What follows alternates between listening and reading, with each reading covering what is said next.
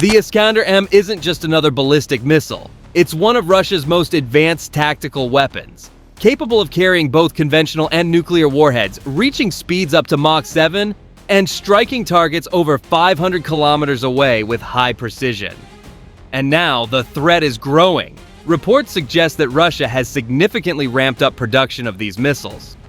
In this video, we'll break down why NATO sees the Iskander M as a serious strategic threat, how deadly this missile can be in a large-scale launch scenario, the maneuverability that makes it extremely hard to intercept with Western air defenses, and whether the Iskander M was truly designed for preemptive nuclear strikes. Russia's Iskander M missile system wasn't built to sit idle. It was designed for modern warfare, and NATO knows it. The question isn't whether it can strike. It's what happens if dozens are launched at once. In this video, we're breaking down why the Iskander M is at the center of NATO's concerns, and how a mass launch could change everything.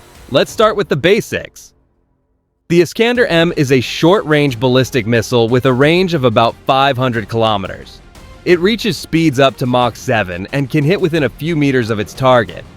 But it's not just about firepower. This system is built for precision strikes with minimal warning. It's fast, accurate, and mobile. What really sets the Iskander M apart is its ability to evade interception. It can maneuver in flight, fly at low altitudes, and release decoys to confuse radar. Even advanced air defense systems like the Patriot or Iris-T can struggle to react in time. One missile is already tough to stop. But a coordinated launch of dozens? That's a whole different problem. Then there's the payload. Iskander M can carry either a conventional or nuclear warhead.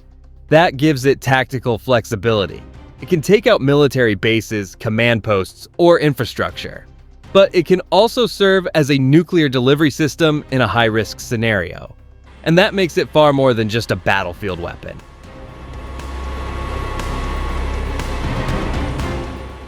What makes this more urgent is what's happening behind the scenes.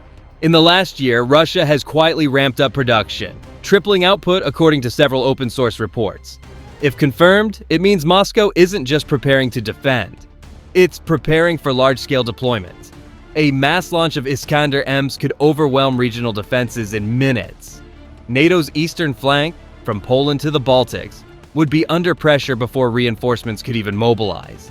The goal wouldn't be to fight for days. It would be to hit hard and fast. Disabling key systems before a proper response is even possible. Russia's geography makes this even more dangerous. With launchers positioned in Kaliningrad, Iskander missiles can reach major NATO targets across Eastern Europe in under 10 minutes. That short flight time shrinks NATO's reaction window to nearly zero. And this isn't hypothetical. Russian military drills have included simulated Iskander strikes on NATO infrastructure. Command centers, radar sites, and air bases are all part of the target set. These exercises aren't about defense. They're about preemptive strike capabilities. NATO knows there's a gap. Several Eastern European members don't yet have strong missile defense systems in place. In a mass launch scenario, interceptors could be overwhelmed or simply out of range. And once those first strikes hit, NATO's ability to coordinate could be disrupted instantly. Oh, close that gap, NATO is expanding its missile defense network. New systems are being deployed and others upgraded. But that takes time. And the Iskander system is already operational, already mobile, and already in place. That imbalance is what worries defense planners the most.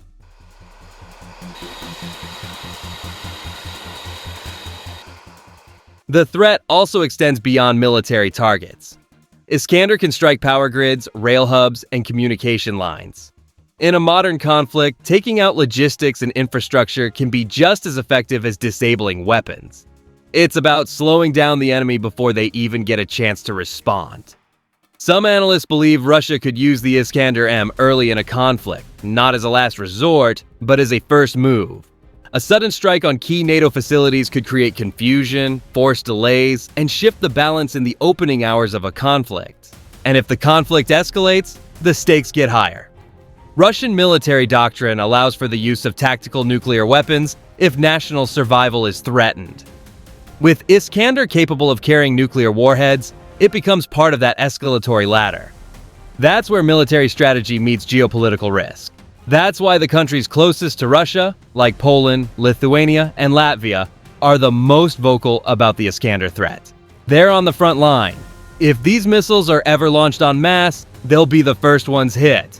And that pressure is shaping NATO's response today. So, is NATO ready for a mass launch of Iskander M missiles? That's the real question. The technology is already in place. The launchers are mobile. The production lines are running. What's not certain is how fast NATO could respond if the missiles ever leave their launch pads.